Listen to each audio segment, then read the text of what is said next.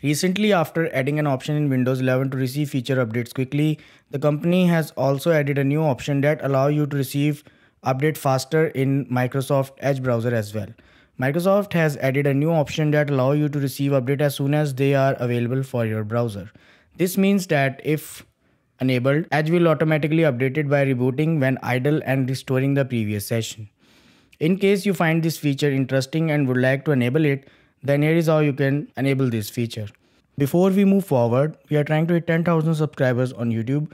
Please consider subscribing to the channel so we continue making such content. In the Edge browser, you need to click on the three dot icon and select Settings. In the Settings page, you need to switch to Privacy, Search and Services tab. And then on the right side, you need to scroll down to Security section. Under it, you will find a new option that reads, Get the latest Microsoft Edge updates faster. Toggle on and you are done.